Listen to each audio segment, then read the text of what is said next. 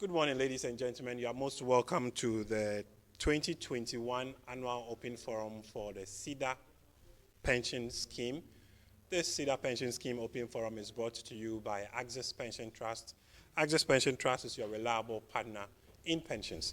Ladies and gentlemen, we would like to begin our opening forum with an opening prayer, and I'm happy to invite a colleague from Access, Mr. Ernest Atema, to pray with us as we begin. Please let's put our hands together for him.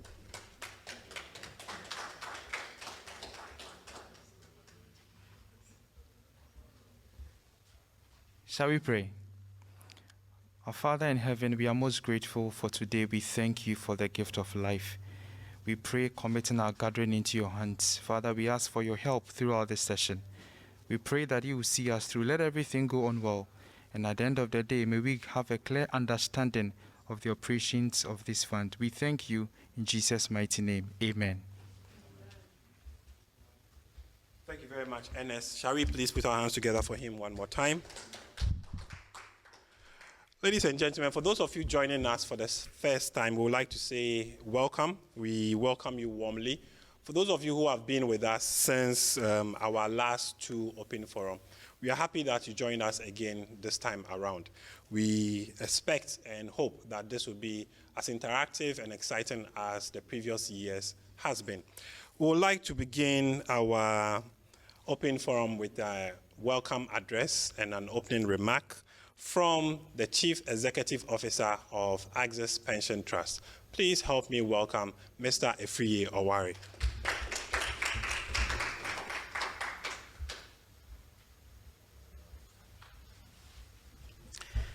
Thank you very much, Jeff, and good morning, everybody.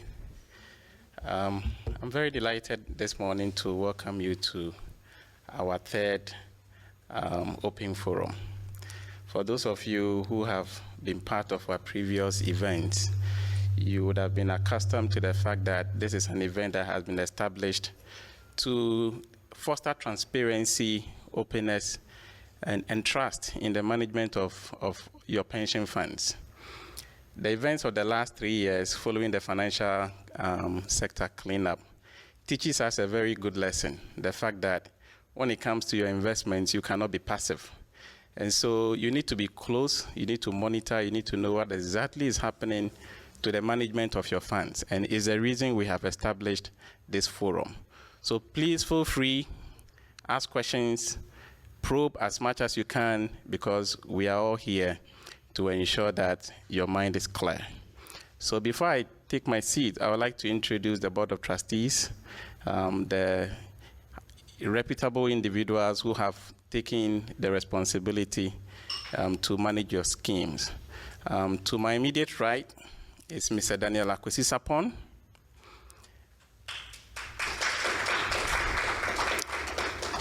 He is a member-nominated trustee. Next to him is Mrs. Dorcas Okansi.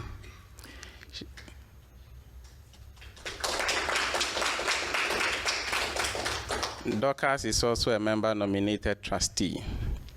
The gentleman next to her, is Mr. Robert Benin. He is our board chair.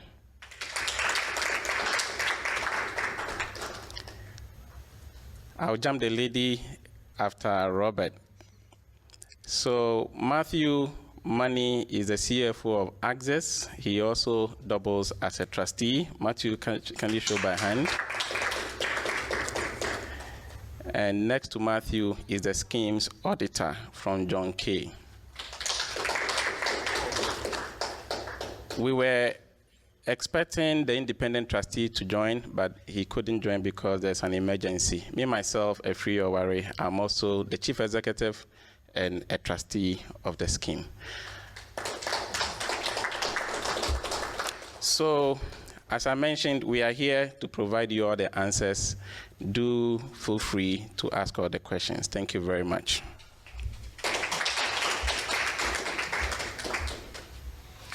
Thank you very much. Can we put our hands together a bit more better for Mr. Efriye Owari? Ladies and gentlemen, we'll continue our open forum, but with an update from matters arising In our second annual open forum, which we had last year, there were 4 issues that we outlined for action last year. And so I will call the respective officers to respond to it. The first one has to do with update on beneficiary capture. The second one has to do with insurance cover. And the third one has to do with the new digital platforms. To respond to these 3 items, I would like to invite the General Manager here at Axis Pension Trust, Pa Kofi Ankoma. Please put your hands together.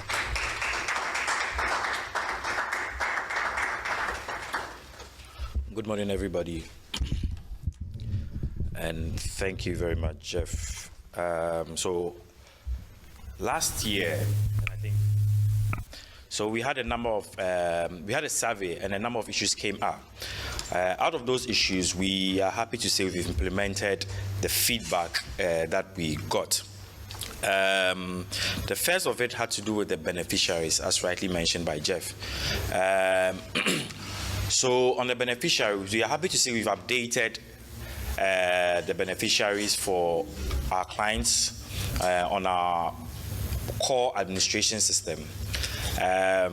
We have also gone ahead to provide access to all our clients online, so that at the convenience of your home, wherever you are, or even on your phone, you could access our online portal and update your beneficiaries. I know beneficiaries change here and there, so as and when you feel there's a need, we're giving you that access to update your beneficiaries.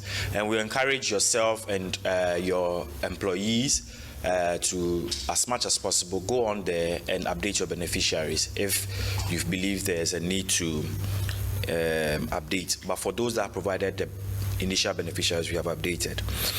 On the group life insurance policy, during our maiden open forum, it came out that about 60% of us wanted to have a group life insurance policy. Of course, unpaid, and we are happy to announce since July last year, we've been providing a free pension-linked insurance cover, which gives you a sum assured of 5,000 cedis in the instance of death or permanent medical incapacitation. So it does not cost anything to you, the beneficiary, or the employer. This is a service or an add-on that Axis has provided to make sure that you, as our client, enjoy enhanced benefits, not just on your pension, but in the instance that something happens to you before pension, you have something to live on. Finally, on our new digital platforms, we heard you. We had our online portal at the time we spoke. We are happy to introduce, for those who don't have the sophisticated phones, our USSD short code. So if you are with me, you can dial star 1860 hash. 18 for when you start 18 years, you start work at 18 years, 60 years you retire. So I don't think you can forget the star 1860 hash. What you do is you can start a pension account. You can go through all the transactions from starting a pension account to withdrawing on the 1860 hash. And for those of you who find it a bit cumbersome downloading an app and interacting with us, you could also interact with us on WhatsApp. Afrakuma's number is, just say hello to or hi to 026 1860 000. Let me take it again.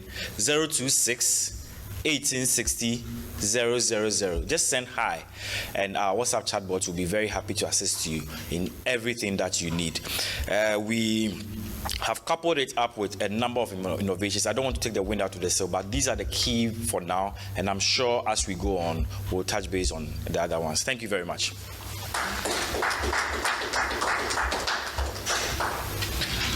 Thank you very much, Pa Kofi. The other issue that we need to respond to from our last year open forum had to do with our exposure to PBC and Edendale. And so to help us respond to this, please put your hands together for the Chief Investment Officer, Nana Wiafe Boama.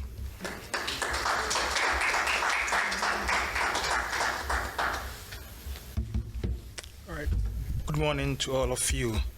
So I think for PBC and Edendale, when we met last year, we informed members of the schemes that we've written off or impaired that investment, and then we're tasked, to recover, that or those investments as appropriate. Now, for PBC, the bondholders, through the bond trustees, reached a settlement agreement on the 18th of June with PBC, which stipulates payment to be made to bondholders in 2 installments, with the first payment of 20 million to be paid on the 9th of June, and the last installment of 107 to be paid on the 9th of July. And take note, this 20 million and 107 is the total principal outstanding on the bond.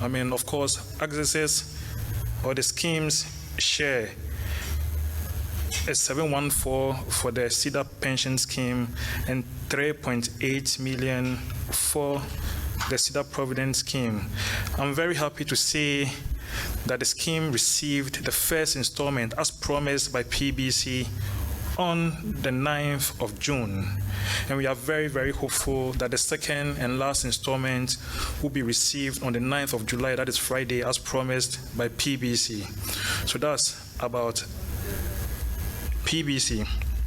On Edendale, discussion is still ongoing. The Board of Trustees are very committed to recovering that amount. What the board has done is they've reached an agreement with a third party who has agreed to buy the exposure from the scheme. The third party will subsequently pursue recovery with Edendale, and we are very confident that this particular transaction will close within the next 9 months, where the scheme will recover the amount as has been invested with Edendale. So those are the updates with Edendale and PBC. Thank you very much.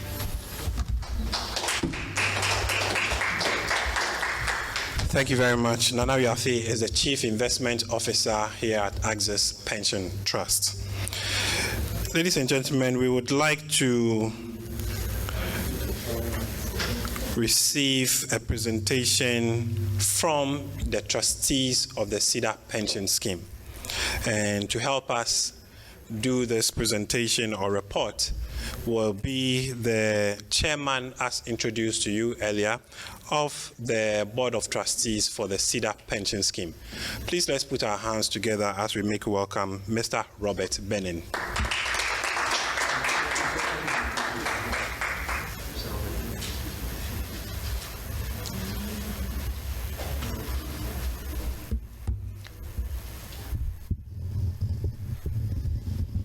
Good morning, and thank you very much for joining us online for our third forum. It's always a pleasure to meet with you in person or virtually to render accounts of our stewardship. And so it is my delight and the delight of the Board of Trustees to present to you the Cedar Pension Scheme Annual Report for the year ended 31st December 2020. Over the past year, many lives and livelihoods have been affected by the global pandemic, the scale of which has not been experienced since the Spanish flu over a century ago. This pandemic has exacted a horrific human toll and has upended our way of life permanently. Our heartfelt prayers go out to the individuals and our clients who have lost loved ones, to workers in industry who have been impacted negatively. We also send our sincerest appreciation to healthcare workers and frontline responders who sacrifice everything in the face of limited resources to ensure we all prevail over COVID-19. Access Pension Trust has a fiduciary responsibility to our clients and scheme members, helping them to invest for their long-term goals. The money we manage is the retirement benefits of beneficiaries who work across multiple industries. It is their money we manage, not our own. The trust our clients place in us gives us great responsibility to advocate on their behalf and to do right by them in the management of their savings. We look forward every year in communicating with you through this medium. This is always an opportunity to give account of our stewardship of your scheme and also highlight the virtue of long-term strategy in building sustainable wealth, particularly for retirement.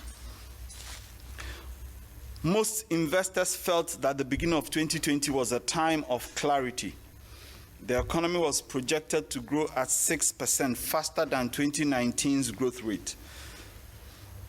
Nothing seemed poised to stop the growth. And then came the strongest exogenous shock we have ever seen, the novel coronavirus, proving once again that we never know what's going to happen. The country experienced for the first time in decades a technical recession with negative second and third quarter GDP growth rates. Despite the grim situation, Cedar Pension Scheme brought in a total return of 15.67%. The 2020 investment returns represent 5.74% above average inflation. The scheme's benchmark is to exceed inflation by at least 5%. The scheme's net asset value increased from 176 million to 250 million Ghana cedis, with total inflows of 62 million, benefits payment of 8.9 million, and net investment income of 24.9 million. In 2020, we were relentless in our financial literacy and education campaigns. When it became apparent we could not engage our clients face-to-face, we took our campaigns online. We were the first financial institution to deliberately and consistently drive financial literacy education online. Through the Access Smart Money Talk, we brought to our stakeholders, including you, about 24 different educational sessions in all, reaching about 25,651 people in our audience. We do this out of duty and devotion to our mission of inspiring you to achieve financial peace of mind. And we are happy that some of you were on these calls all the time. The pandemic has also accelerated deeper trend from inadequate savings and growing retirement savings shortfall. It has reiterated the old wise advice that everyone requires 3 months to 12 months in emergency funds. It is only after the emergency fund bag is secured that one can really invest for the long term. We believe it is within every individual who draws income to take ownership for their financial future. Saving for retirement requires a lot of self-discipline and sacrifices in the face of many pressing short-term goals. Perhaps it is because of this difficulty that few people, irrespective of how much they earn during their working life, are unable to enjoy their retirement. To encourage our members to think and invest long-term, we have enhanced the Cedar Pension Scheme with a free 5,000 Ghana cedis life insurance cover. We are the first and only financial services company to offer this to all our clients on our Master Trust Occupational Pension Scheme. We do this because we put our members at the heart of all that we do, and this is yet an example of how we believe we can help our clients to invest for the long term, knowing temporary life setbacks will be taken care of with the life insurance payoff. Employers who wish to increase the coverage from 5,000 Ghana cedis should discuss with their relationship managers for more information. And we highly encourage you to take this opportunity. our commitment to invest in technology to ensure we provide you convenience and utmost confidentiality while investing for retirement was further accelerated in 2020 under our digital transformation agenda. We're happy to say Axis is a 360-degree digitally aligned business with service platforms on mobile app, USSD, WhatsApp, Telegram, and our web-based CRM portals. By dialing *1860 hash, *1860 hash, or sending hi to 026 1860 000, 026 1860 000. Our WhatsApp chatbot, Afrakoma, will be on hand to attend to your every request from account opening to withdrawal. To complement our service platforms, our call center has also been equipped to provide you the needed assistance for 14 hours each working day from 7 a.m. to 9 p.m. You can actually get in touch with our call center after a hard day's work. You come home and you take time to just check in and to find out how your retirement fund is performing. We encourage you to explore all our digital channels to ensure you are close to us. On behalf of the Board of Trustees, I thank all participating employers and scheme members for your continued trust in our stewardship.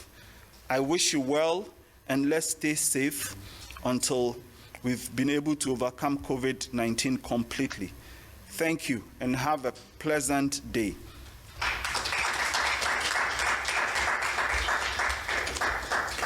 Thank you very much, Mr. Chairman.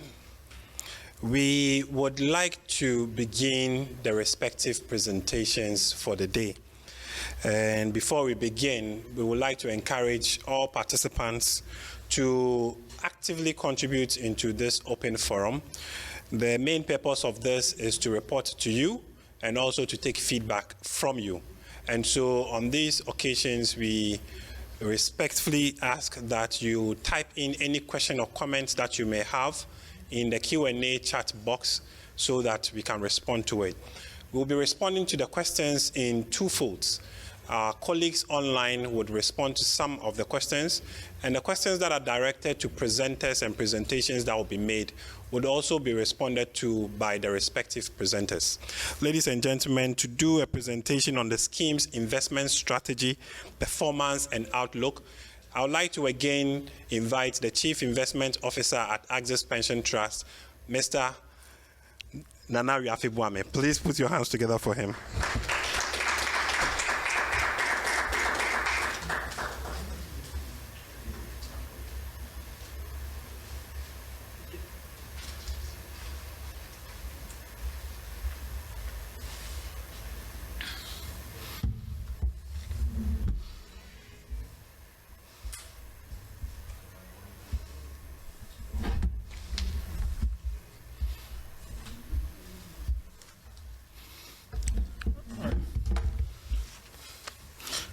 All right, good morning once again. It's a great honor to present to you the Cedar Pension Scheme's investment performance for the year 2020 and outlook for 2021. Before we go into the presentation,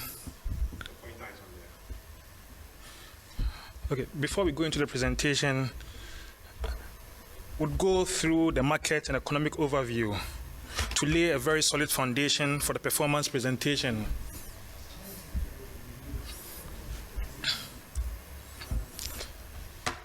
The global economy in 2020 was greatly influenced by the effect of the pandemic.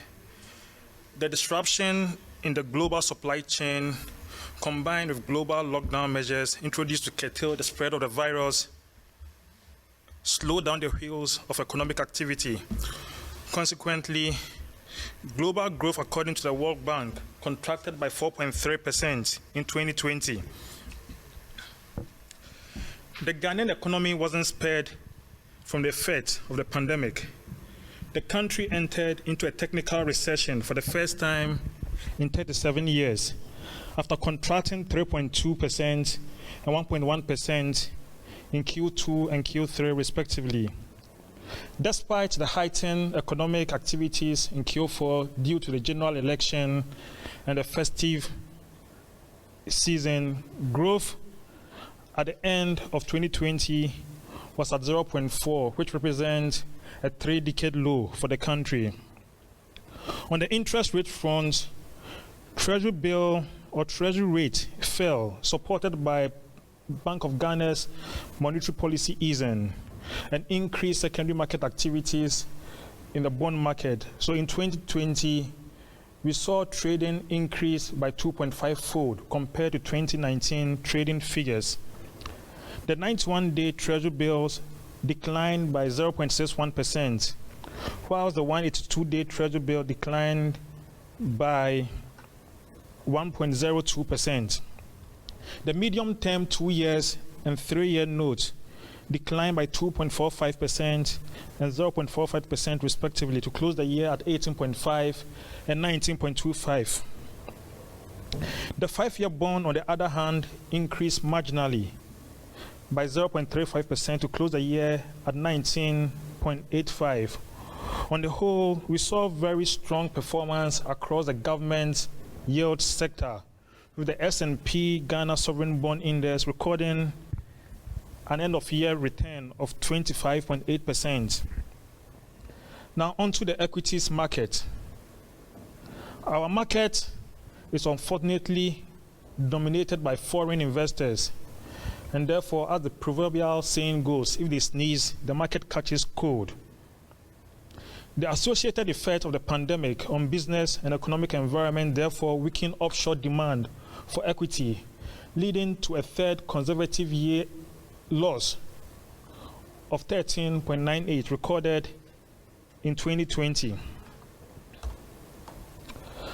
Now to the objective of the Cedar Pension Scheme.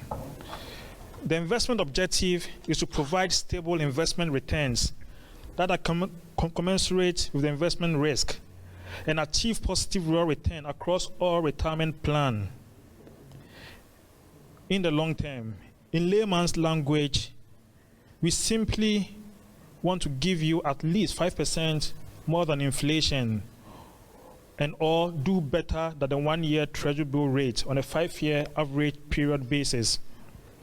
Regarding how we executed our strategy for 2020, the table highlights we increased our local government and statutory agency security holdings and Treasury allocation.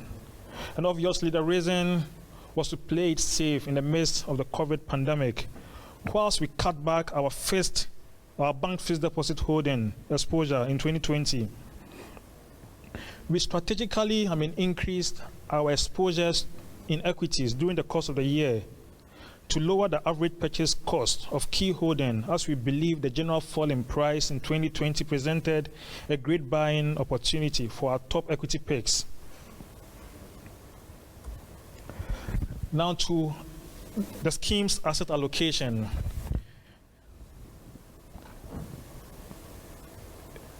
Over here we show that 79%, representing 194 million Ghana cedi, of the scheme's portfolio is invested in either government of Ghana securities or government-related or quasi-government-related institution represented by Treasury and the LGLC.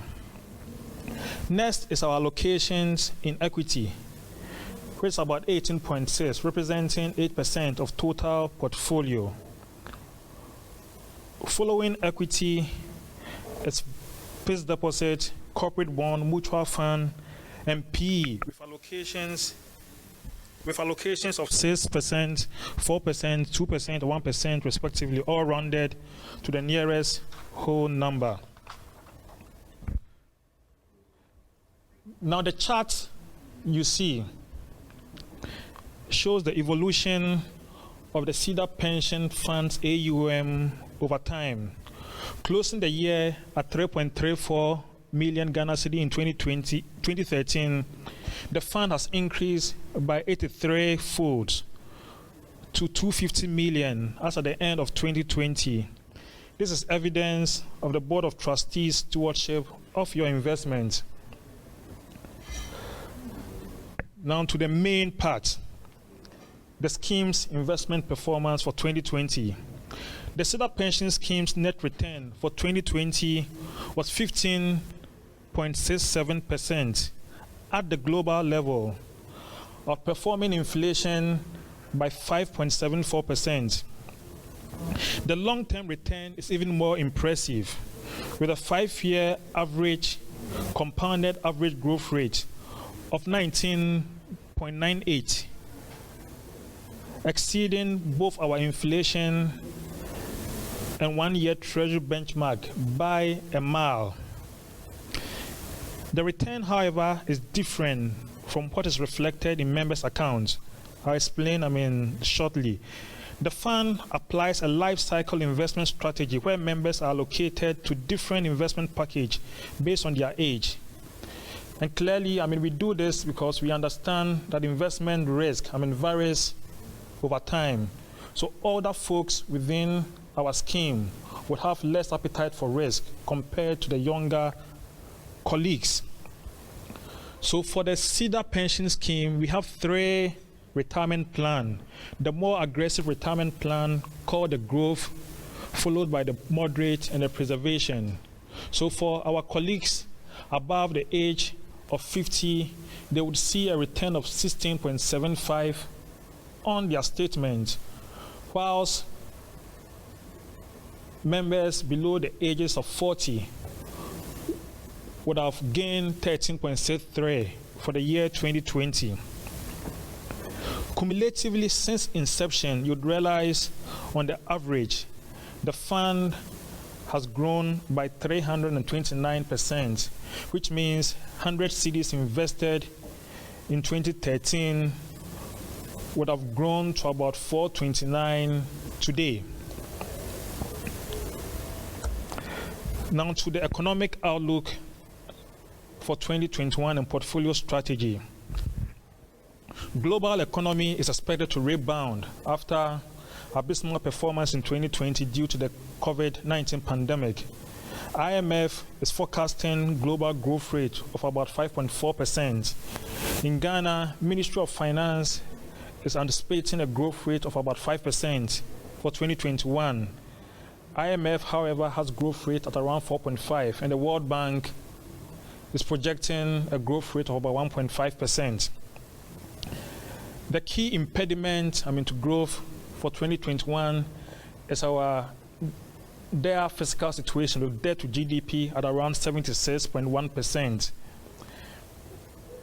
Entering into 2020, we're optimistic widespread vaccination could add some boost to economic growth. However, as we speak today, less than 1 million people are vaccinated in Ghana, which could provide or serve as impediment to growth in 2021.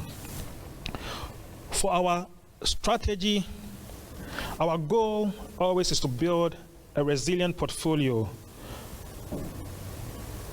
within different economic cycles, whilst we look at taking advantage of tactical opportunities that present as a result of this allocations in asset prices. In this regard, Government of Ghana immediate term notes shall continue to dominate our total portfolio. We believe that segment of the yield curve offers very healthy risk-adjusted return, whilst being liquid enough to support our portfolio management strategy. The fund shall also opportunistically pick up yield on quasi-government bonds and securities that comes onto the market, like the ESLA or the Dachi PLC bonds. Downside risk to the local currency is heightened by the country's fiscal and debt position. In addition, taking into cognizance upside risk in US-dominated assets, emerging market assets may experience period of volatility, and that presents an opportunity to gain exposure to Ghana's Euro bond. As it presents an opportunity to hedge against the perennial currency depreciation. We remain very cautious about the general credit environment and do not plan adding significant exposure to our credit or corporate bond portfolio. We will evaluate our current corporate credit holdings individually and cut back significantly when credit condition amongst issuers deteriorate substantially. Regarding equity, we plan to maintain our equity holding in line with our strategic asset allocation. In equities, as we always say, our preference are companies with resilient balance sheets, consistent high return on equity, leaders in their industry, and also selling at a discount compared to peers. We believe the general stock market is undervalued and would not turn down an opportunity to buy great companies with exceptional management on the low. Now, to my closing remark, I would like to end with a quote from a book. In the initial year, and here goes the quote, in the initial year, compounding tests your patience. However, in the latter year, your bewilderment. Think about it and let allow patience and regular saving work wonders in our financial affairs. Thank you very much.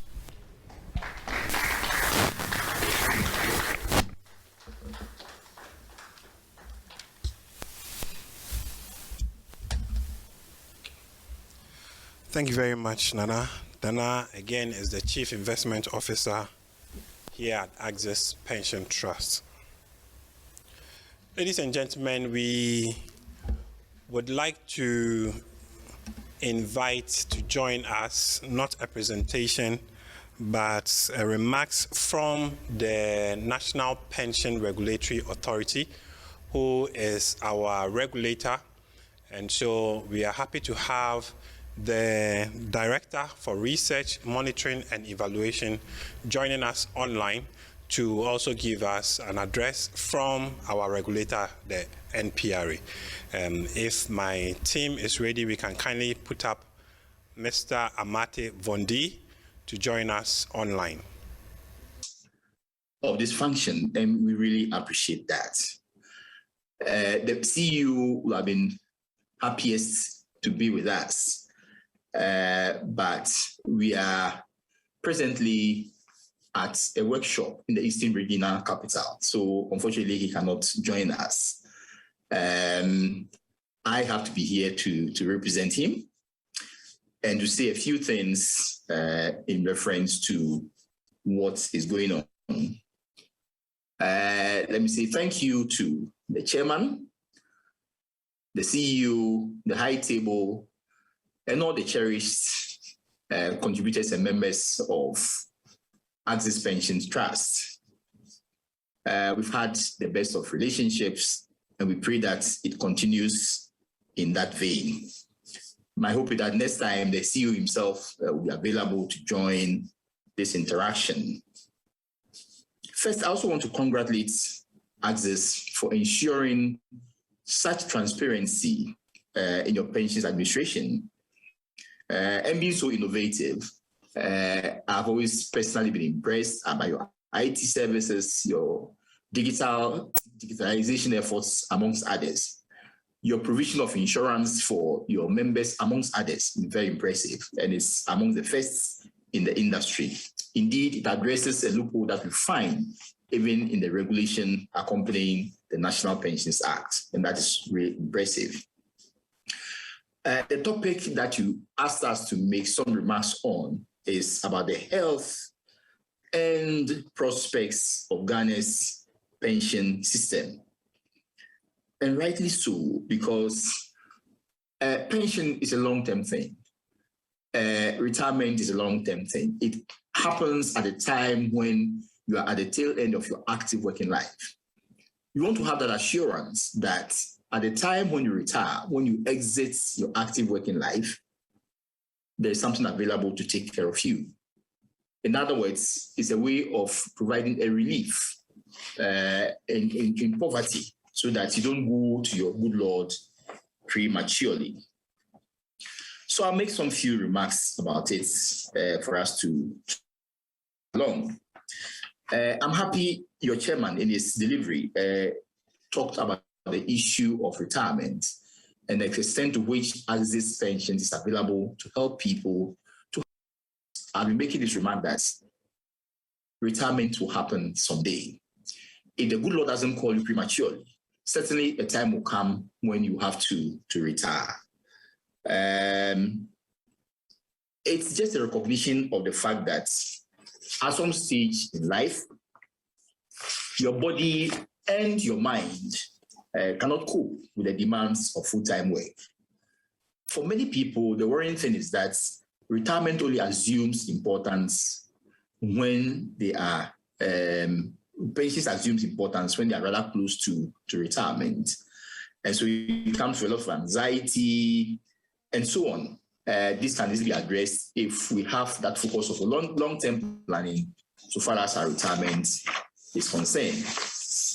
Now, we all know too well that our traditional means of offering support to ourselves by the extended family and friends and so on has come under extreme pressure. It's almost non-existent now. So many factors have contributed to it. Urbanization is one, migration is one, industrialization is one, and so on. As a result, pension schemes have now become a necessary substitute or as an old age security system for everyone who is aged. And indeed, let's call it a modern mechanism to providing income replacement for those who have left their active working life. Globally, pensions is taken really, very, very seriously. And we observe that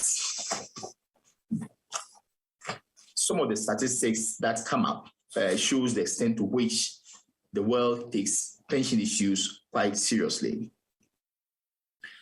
Figures from the International Organization of Pension Supervisors indicate that as at the end of the year 2019, the 2020 figures are provisional and are still being compiled, show that private pension fund assets had risen to the tune of 32 trillion US dollars. That is 32,000 billion US dollars globally.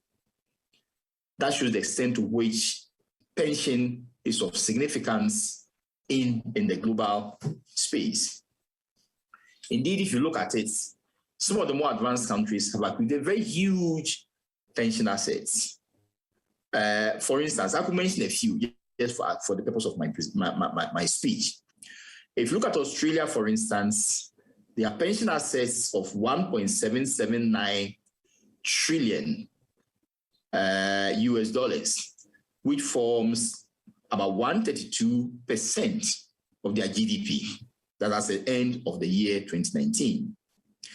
In Canada, they have total pension assets of 1.53 trillion US dollars as at the end of 2019, forming about 69.1% of their GDP.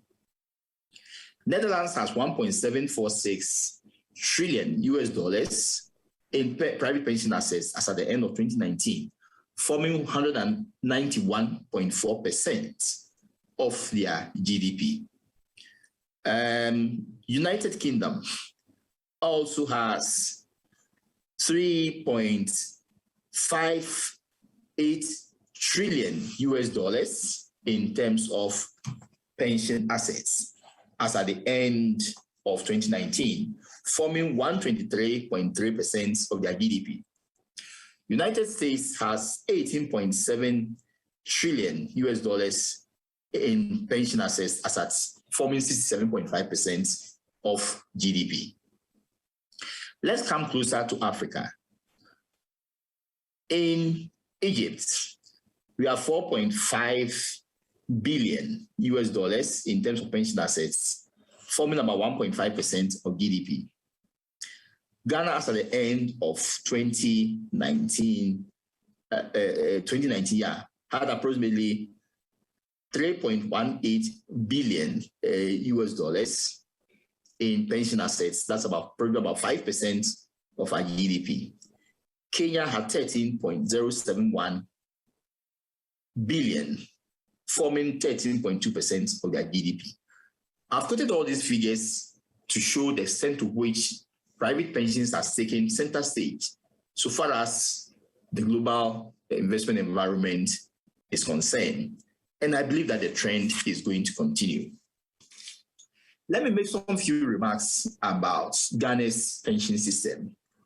And I'm sure we fairly have an idea what exactly it is. But for those of us who are listening to us maybe for the first time, there are a few things that we can say to explain what exactly the situation is so far as Ghana is concerned. Now, Ghana has operated a 3-tier pension system as from January 2010 up to date. Now, it comprises the basic National Social Security Scheme that's administered by SNIT, which we refer to normally as the first tier. Then we also have the second tier, which is the Occupational Pension Scheme that is administered privately. Then the third tier comprising Provident Fund schemes and personal pension schemes forming the third tier. What are the features of the basic National Social Security Scheme? It's mandatory for all employees, both in the public and private sectors of the economy, but optional for the self-employed, administered by the Social Security and National Insurance Trust. The minimum age for membership is 15 years, and the maximum age for new entrants is 45 years. The contribution rate is 13.5% of the worker's monthly salary, out of which 2.5% is paid to the National Health Insurance Scheme, leaving 11% for the SNIT scheme. Also, it has a few other interesting features. It provides 3 benefits: a pension, a survivor's benefits, and an invalidity benefit. To qualify for a pension, you ought to have contributed for an aggregate period of 15 years or 180 months in aggregate.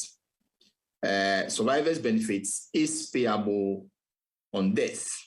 That is before age 60, and if you are on retirement and you pass on before age 75 years, that also becomes available for your beneficiaries. Survivor's benefit is paid anytime you pass on, as I said. The invalidity benefits also comes in the form of a pension, and if you might have contributed for 12 months within the last 36 months in order to benefit.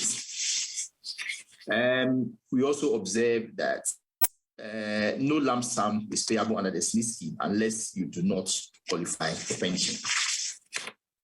The second tier scheme, the Occupational Pension Scheme, is privately managed and is employer-based, and it pays lump sum benefit to the beneficiaries, and the contribution rate is 5%. Now, your benefits are accrued until you retire, and then it is paid to you.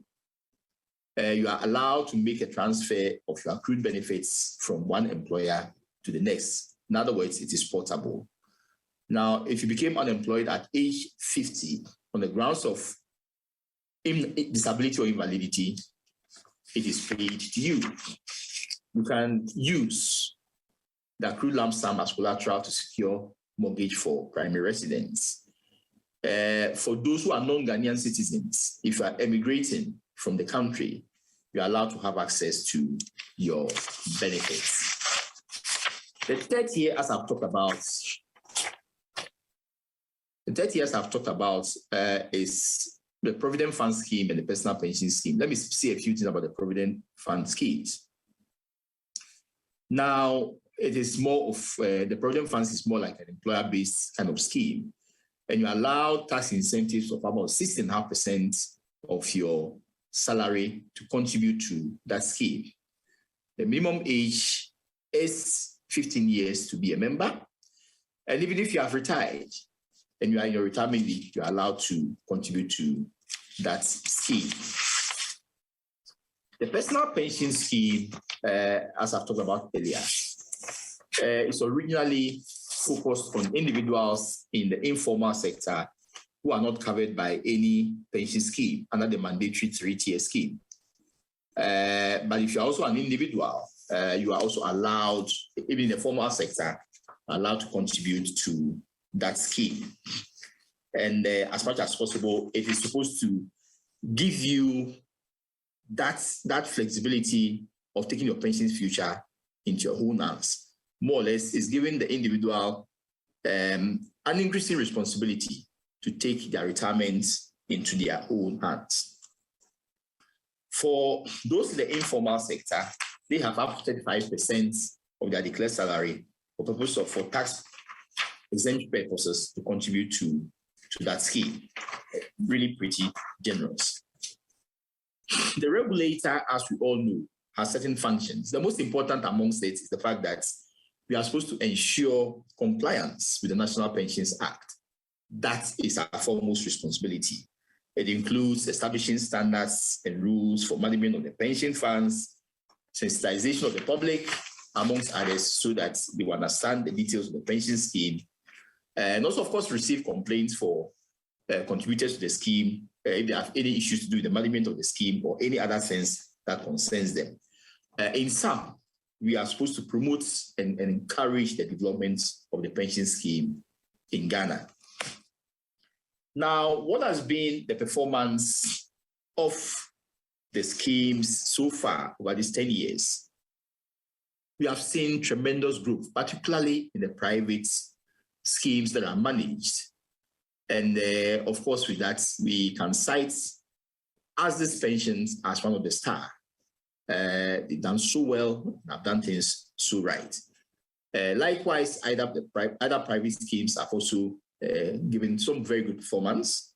And so we are making a lot of progress in that stride. We have a good number of service providers who are also, as pension fund managers, pension fund custodians, who are supporting us in the implementation process. What has been some of the challenges that we have faced as an industry going forward? First, let me make a few remarks about the SNIT scheme. We observe that there's been some few challenges here and there so far as management of the SNIT scheme is concerned. For instance, it has suffered from huge indebtedness from a number of employers and sometimes even government. We also observe that their investment performance could be better. If you look at the statistics that we have, they've consistently experienced negative rate of return on their investments. I believe that we could do better to improve what is going on. The last actuarial valuation report that we have as a regulator, it says so many things. I could just read a small portion of it for our education. The external independent actuary made this remark. It says that the actuarial valuation shows that the contribution rate to pay benefits over the next 75 years for the scheme to remain solvent is projected at 22.4%. And this is substantially higher than the current contribution rate of 11%. What it's trying to say is that if we continue at this rate, possibly we may need to readjust a lot of things to keep the SNIT scheme solvent.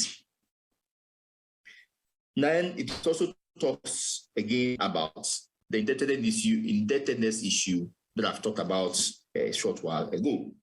That needs to be addressed if we are to make some positive development so far as the solvency of the scheme is concerned. What about the private schemes? We've also observed a few challenges that I think we also need to address going forward. We've observed related party investments. Some investments are being made in related parties, and I think that we need to look at it going forward. Some of the investments are also skewed. We have our own investment standards that we've talked about in terms of the investment guidelines that we're giving to the industry. But we observe that sometimes we have not been able to observe the kind of standards that we have put in place with reference to the investment. Transparency is an issue. I'll congratulate Access that you have consistently made yourselves available. I'm talking about the trustees, to face your contributing public, for them to ask questions as to how the schemes are being managed. And I think that is an example to the industry. We've also observed delayed submission of audited annual financial statements. The law gives certain deadlines by which they should be submitted. A good number of the schemes always flout this deadline, and I think we need to do better going forward. We also observe the issue of what we call suspense accounts, and it's really a challenging issue, which we hope will be addressed going forward. Informal sector coverage is relatively low. Again, let me express appreciation to Access. They are doing much better compared to your competitors. And I pray and hope and wish that you even do much better than you are doing now. Now, what is the way forward? An important thing that we need to do, particularly the regulator, in conjunction with all the industry players, is public education. Public education. We need to accomplish the appropriate awareness, impart knowledge and skill and right attributes to the public in relation to the kind of financial product that we sell to them. If you don't even know that these products exist, what their features are, and the kind of security that it can give to them going into the future, what it means is that they remain in the dark and the pension industry will cease to grow. So we need to take public education quite seriously. Coverage extension, I'm talking about the informal sector. A lot of studies have been done to help promote that sector. As a way forward, we need to intensify our efforts to increase coverage in that sector. A good number of active labor force, in excess of 70%, are not covered in any kind of pensions insurance. We need to look at that going forward. Indeed, we need to team up with all the industry players to ensure that this is done. Now, Axis has already taken the lead in introducing some insurance products to cover their members. It is something that I think is worth emulating, and we need to encourage people to do that. I'm also hoping that the insurance industry will also team up with us by introducing the appropriate insurance products, in particular annuity products, to help supplement progress with the insurance, with the pensions industry. Soon, my hope is that the issue of capitalization will also need to come up for discussion. Most of the private companies, I'm talking about the corporate trustees, may need to be able to have the appropriate capitalization so that they can attract the needed skills that they require to improve upon their services and give us much better results than they are seeing. The issue of indebtedness of employers also needs to be addressed. Happily, the regulator has now been given the powers for prosecution. And I think teaming up with the industry, we should be able to recover all this indebtedness that is hanging. And our legal department is doing its best to see how some of these things can be done. Now, to conclude, let me once again congratulate Access. You are such an example to the industry, and I pray you continue along that path. I want to see the company expand more nationally, so that your presence and your good services also become available, not just in the major cities, but also in the very rural areas who probably will need pension insurance than those of us in the cities. Secondly, I also want to pray that management to continue the cooperation that they have with the regulator, and let us do and work together. We always appreciate you inviting us to join you in such forums like this. In fact, it also gives us the opportunity to also carry out some public education one way or the other about the pension industry, and very much appreciate that. I will say that I'll congratulate the chairman, I'll congratulate the CEO, I'll congratulate the board members, I'll congratulate the management and staff, and all who in one way or another are associated with the success story of Access Pension Trust. Thank you all for this privilege. Thank you.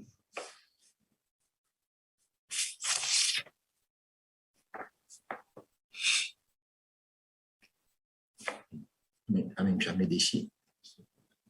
Bondi is the Director for Research, Planning, Monitoring and Evaluation at the National Pensions Regulatory Authority. Ladies and gentlemen, I would like to again remind you that you may put up your questions in the Q&A chat box in order that we are able to respond to any question that you may have. We have already had a presentation from our Chief Investment Officer. We've had a presentation also from our board chair of the Cedar Pension Scheme, and we would also now move to a next presentation to be done by auditors of the scheme. I very much encourage you to pay attention and take notes in order that you can respond. I'm happy to invite to give us a presentation on the audited accounts of the Cedar Pension Scheme, Mr. Gilbert Lomofio, partner at John K. & Co. Please put your hands together for him.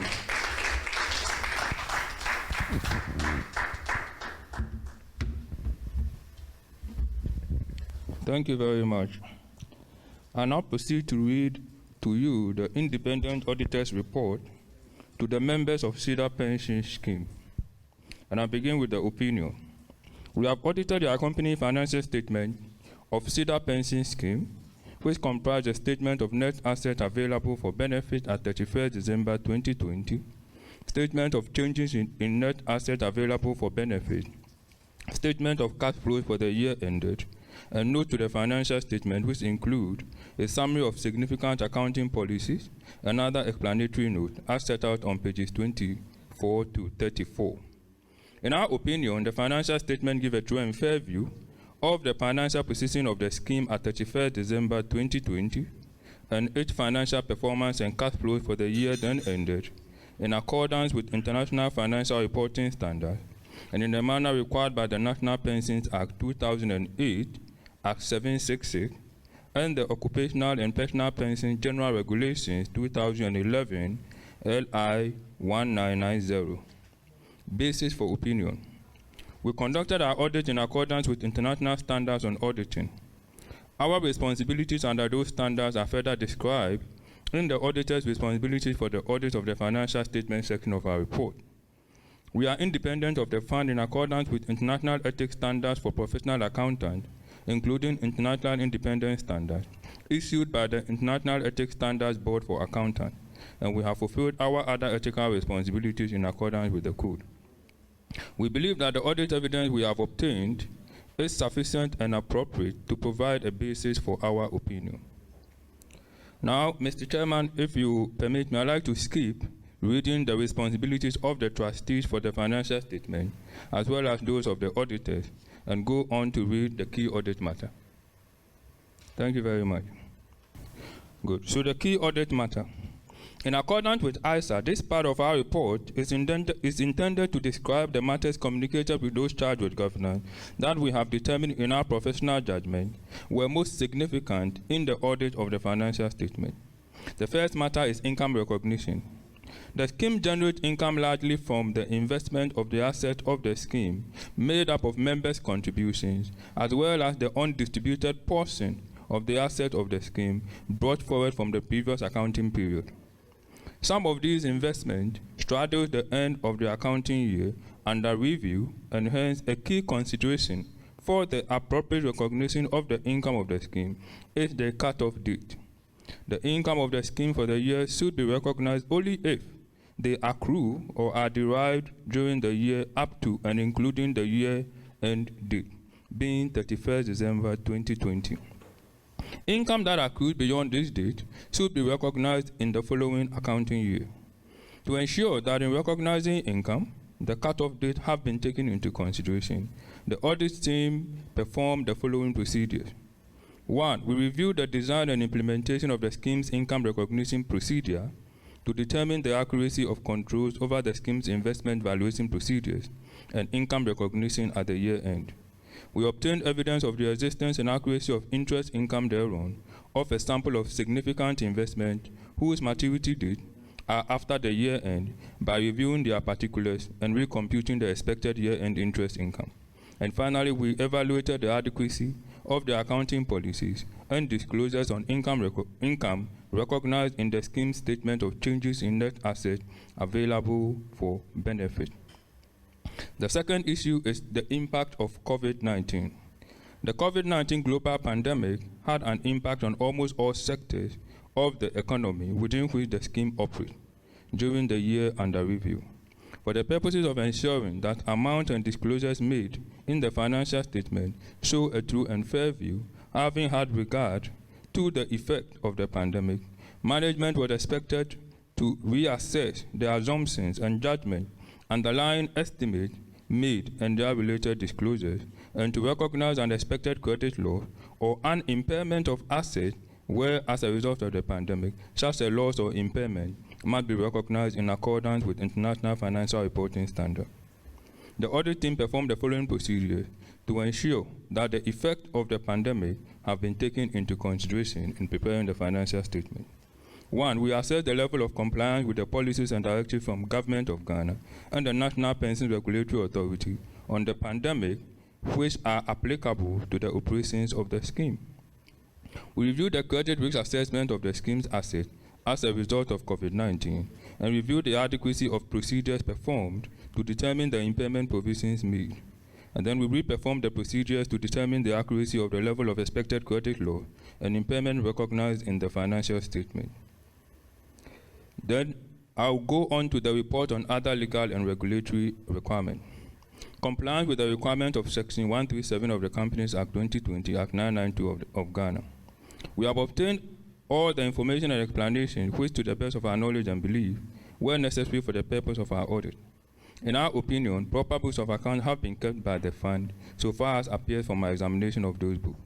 The audit opinion was signed by John Armstrong Yao Klinogo, whose practice number is PICAG/1116, and he signed that for and on behalf of John K. and Co., which practice number is ICAG/F/2020/128, and he did so on the 27th of April 2021.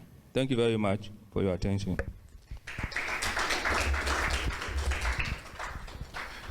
Thank you very much, Mr. Lomofio. Again, Mr. Lomofio is a partner at John K. and Co., auditors of the Cedar Pension Scheme. We would like to continue, but again remind members and participants that we invite and welcome your questions and comments for any of our presenters who have been here, whether to the auditor or to any of our earlier presenters.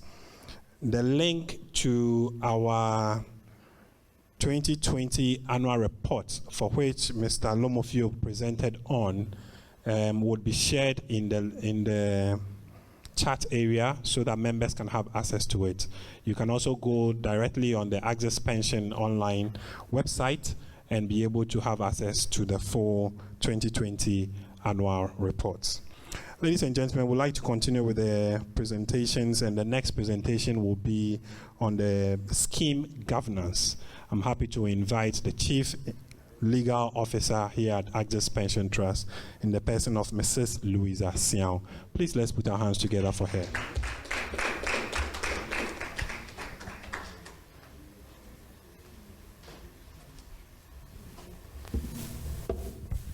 Thank you.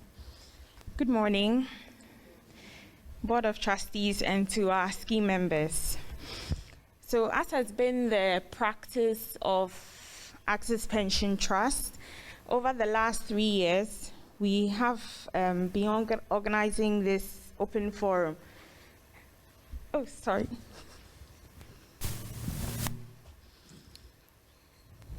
So, as has been the practice, we organized this open forum, and as part of the lineup, we engaged with you last year.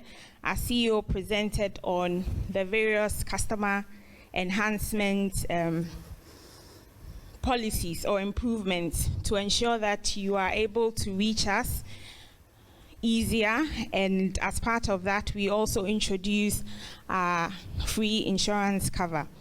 This year, we would like to bring to you a topic on pension governance. So I'll start just to give you some brief highlights of what we as your corporate trustee and the board of trustees do to improve governance with regards to the pension schemes. And my colleague, Mr. Solomde, would continue to talk about the risks and how we mitigate the risks with regards to managing your pension schemes. So I'd like to start and basically give you what we call our principles. Now, our principles that we use to govern our schemes are three: trust, transparency, and accountability. Now, there is a clear distinction between good governance and then good fund performance. And because of that, it is very critical to us. And as the Board of Trustees, their foremost and most important duty is to ensure that scheme members' benefits are protected. And the way that we do this, and we believe that we can do this, is to ensure that the governance of your scheme is top-notch. And these are the three main principles that guide us in managing your schemes.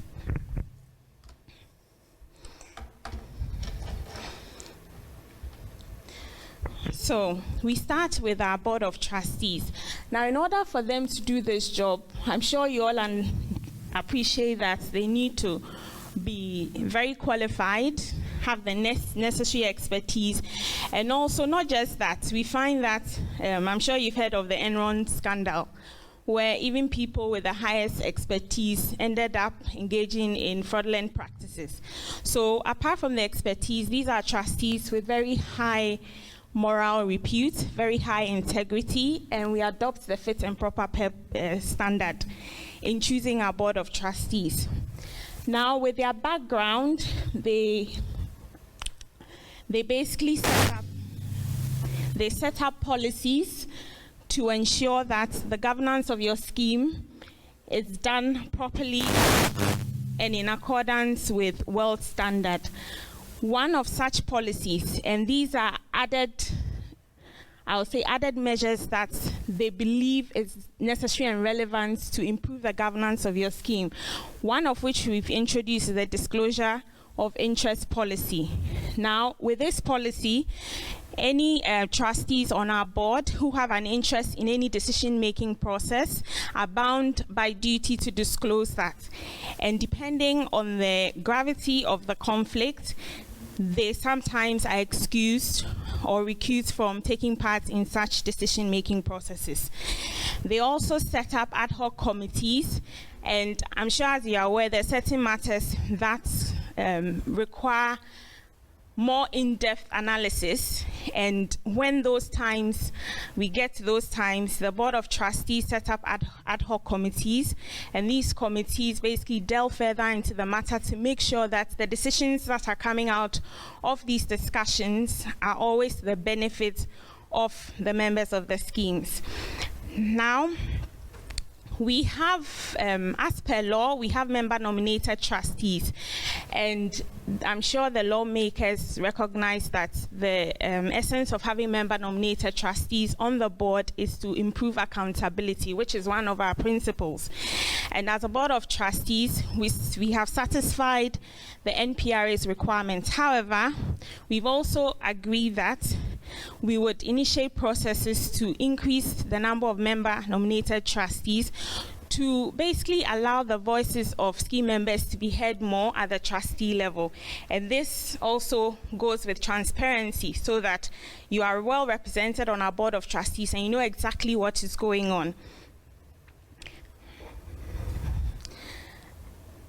Now, one of our principles, which has to do with transparency, and in being transparent, you as our scheme members, we engage with you either through client meetings, through our email interactions, fund fact sheets, and also, I'm sure you've noticed over the last few months, you have in the form of alerts when your contributions are paid.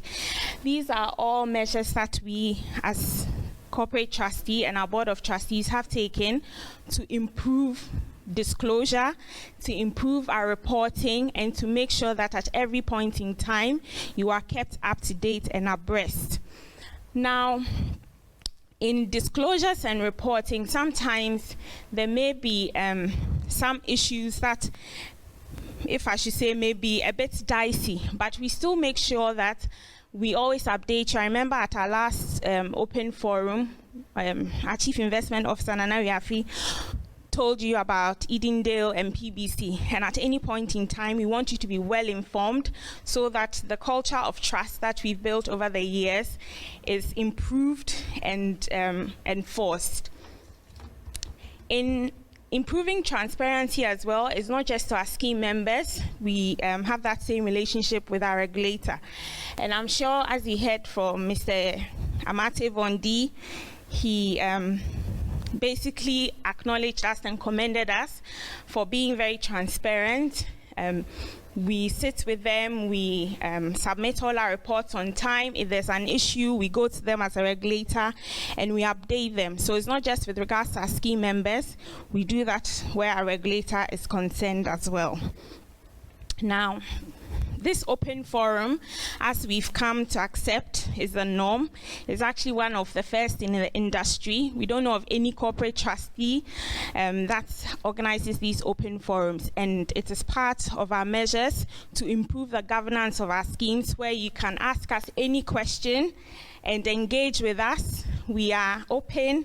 We want to hear how you want us to improve the governance of your scheme so that in the long term, your schemes perform better and it goes all to the benefit of you, the scheme members. Now, what we have done subsequently as well is to set up an internal audit function. Now, as much as we have the Board of Trustees who do the oversight and make sure that our service providers are complying with whatever policies there are, we've gone a step further to set up another checking mechanism in the form of an internal audit and risk role. Now, my colleague Selom will do the second part of the presentation. In his presentation, he'll basically touch on some risks and how we have taken that extra step to ensure that those risks are mitigated or in some areas actually prevented. So in a nutshell, I would say these are some of the ways in which we are improving the governance of your schemes. Through these open forums, we are very much open and welcome to any ideas that scheme members would have in improving the governance of your schemes. So without further much ado, I'll invite Mr. Selom Day, who's our head of internal audit and risk, to touch on those areas of risk and mitigation. Thank you.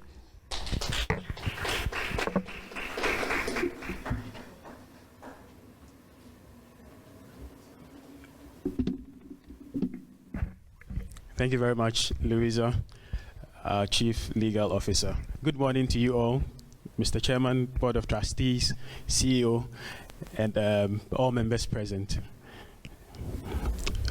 I'll be touching on the risk management processes involved in our Cedar Pension Scheme, as Louisa mentioned.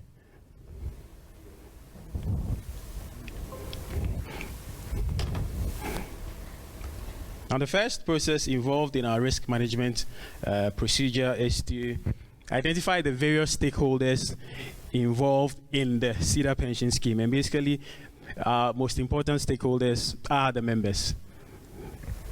And we need to recognize their needs and satisfy those needs. Another important aspect of our risk management is to understand and confirm the key objectives of the scheme, and also communicate information in a form and within a time frame that helps management to make day-to-day decisions in our operations. This is basically what our risk management process is all about.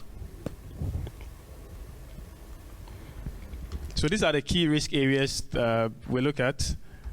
There are other areas, but these are the key risk areas. You're looking at scheme governance and management, scheme investments, administration processes, and communication with members. Under scheme governance and management, my colleague Louisa has extensively spoken concerning that. Our duty in risk is to ensure that all the activities and initiatives she has touched on are what pertain on the ground. So we monitor those activities to ensure that trust, transparency, and accountability are enhanced in the governance and management process of the Cedar Pension Scheme. In terms of scheme investments, the Chief Investment Officer spoke about the various strategies and even disclosed the growth trajectory of our investments over the years. The risk management procedures in place ensure that our investment policy is aligned to NPRA or the regulator in terms of thresholds and also the categories of investments to engage in.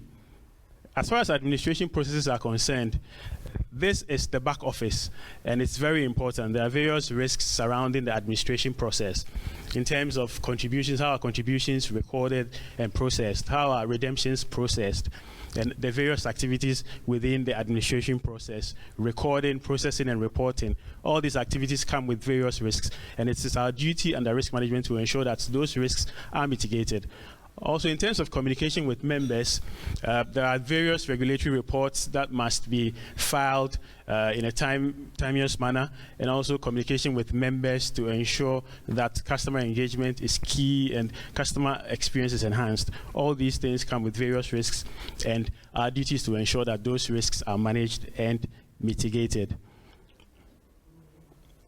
Now, I earlier on spoke about key process of identifying our various stakeholders, and that's our scheme members. So that process of identification helps us to put in place systems and processes to identify risks affecting the scheme. Now, after identifying those risks, we make sure that we evaluate those risks. And that, in terms of evaluating and analyzing those risks, we are able to identify the likelihood of certain risks occurring and the impact they may have if they do occur. That helps us to prioritize risks and ensure that those risks do not crystallize at all.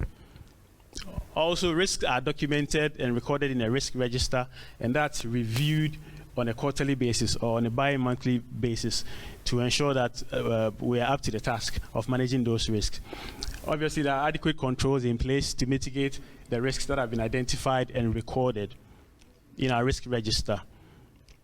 Also, we have a quarterly review and audit to make sure that the controls in place are effective and up to the task of taking account of our risk or managing our risks.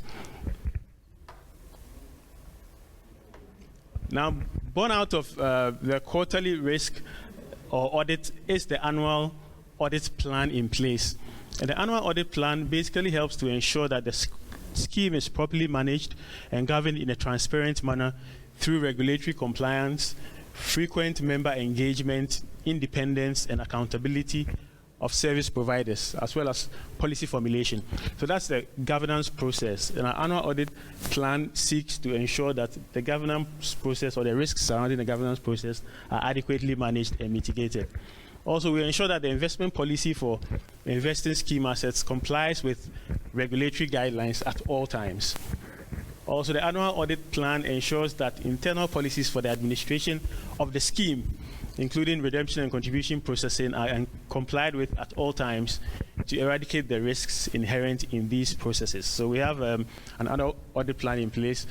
Each quarter or bi-monthly, we look at various processes within the administration setup to ensure that our internal guidelines are complied with. And that's all part of the risk management process.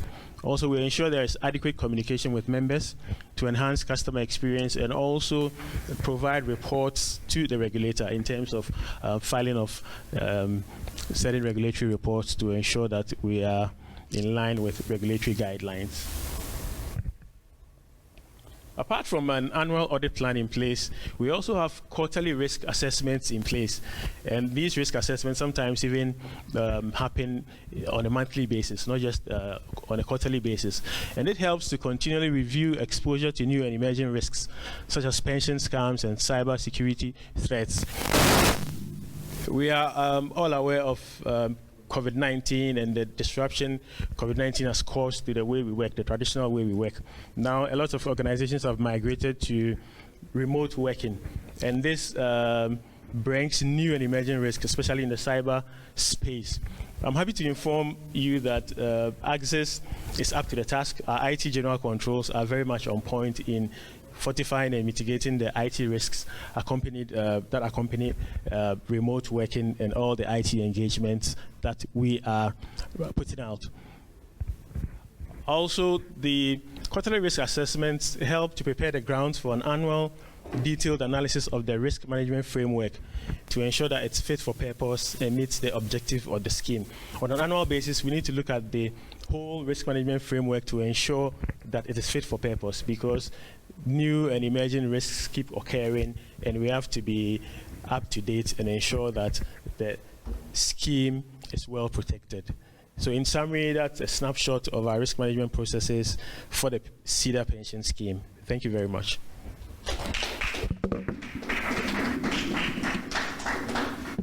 Thank you very much, Salom. Salom is our internal auditor. Thank you. Ladies and gentlemen, we have almost come to the end of our open forum for the Cedar Pension Scheme, and we are happy that you joined us throughout these sessions. We have had a presentation from our board chair, giving us an overview of the performance and details and dynamics of the scheme. We have had presentation from our Chief Investment Officer on the outlook, strategy, and performance of the scheme. We have also had presentation from our Legal Officer and our Investment Officer, as well as our Auditor as well.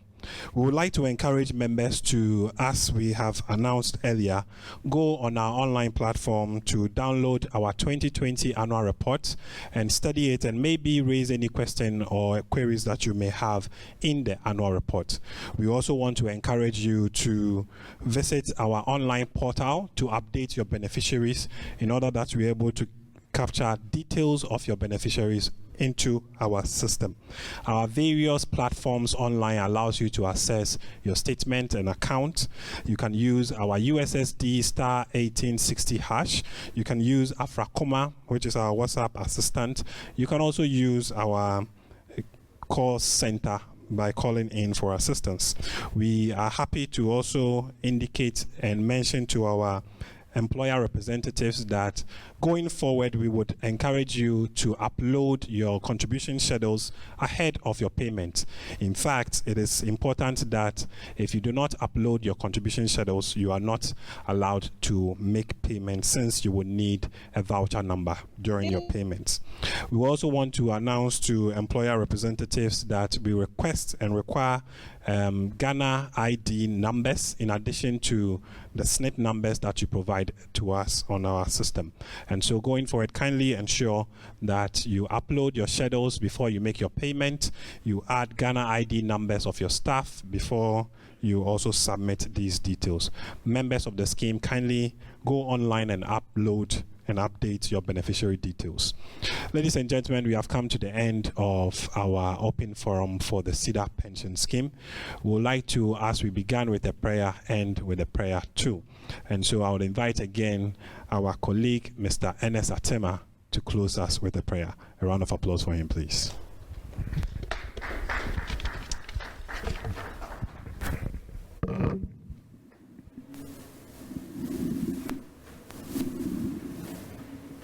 Shall we pray? We thank you, Father, for a successful session like this. We are grateful for being with us from the beginning through to this time. We ask that let the days ahead be good for the members of this fund, and let everything go on well with us. We thank you in Jesus' name. Amen. Thank you very much, Ernest. And so we will see you again next year. I forgot to recognize the presence of our custodian in the person of Mr. Alvin Foley. Please, let's put our hands together for him. Our custodian is here. Our chief investment represents all our fund managers. We will see you again, ladies and gentlemen, next year for another open forum. Thank you very much for joining us, and God bless you. Bye-bye.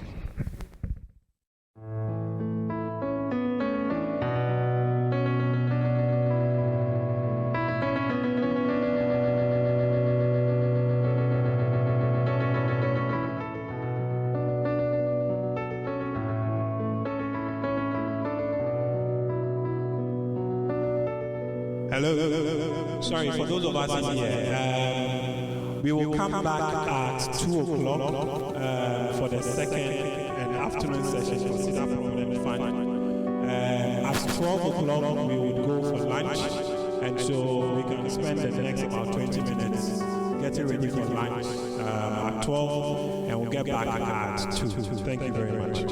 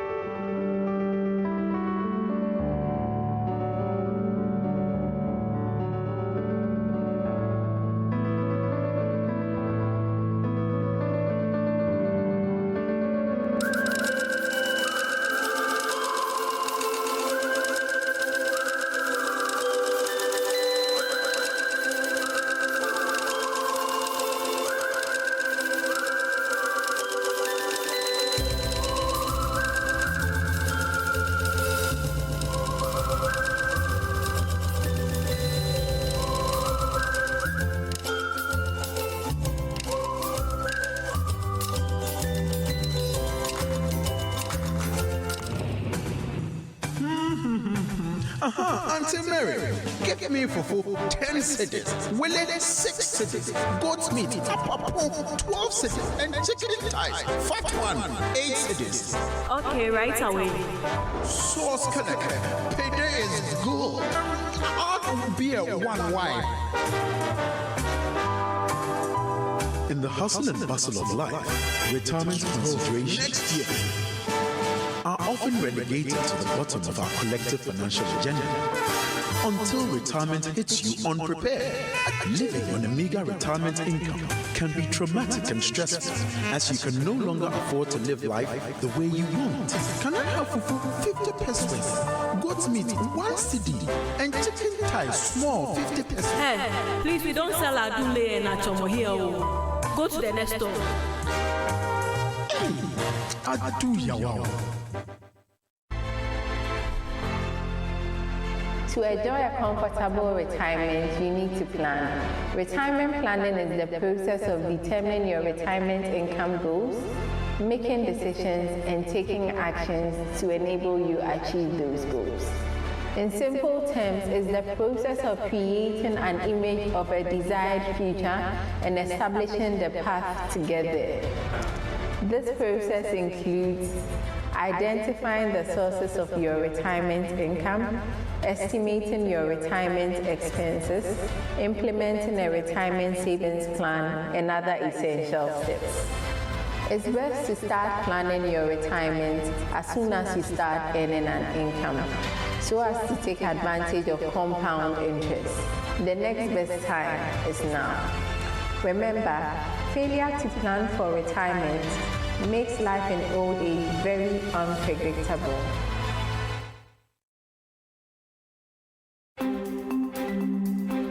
Do you know that your retirement will come much sooner than you think?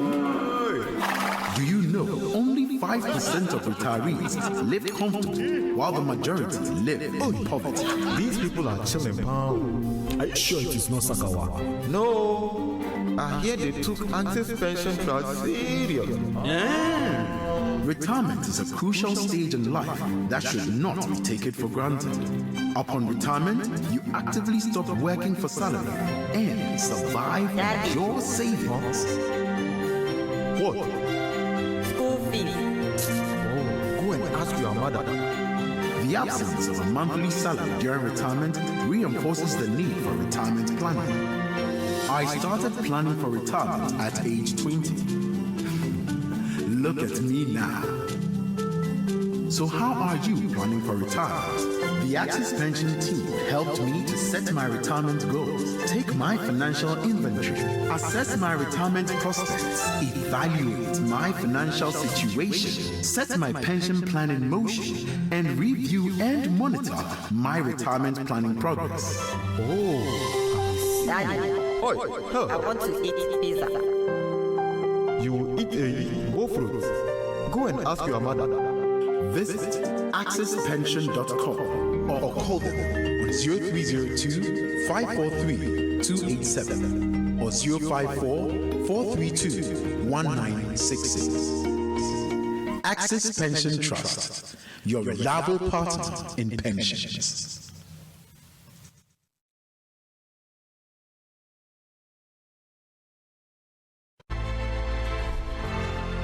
One day you are celebrating your first salary. Then the next few decades you are being sent off to begin your retirement without the regular salaries you are accustomed to. Even though a part of your salary may be replaced by the SNP pensions, it may not be enough to guarantee you the comfortable retirement that you dreamed of. The breakdown of the extended family support system, inflation, increasing life expectancy and health costs means that you are more likely to run out of money and that you may require more cash to be able to last you throughout your retirement. If you dream of enjoying financial independence and a blissful retired life, then you have to be more intentional about planning towards your retirement.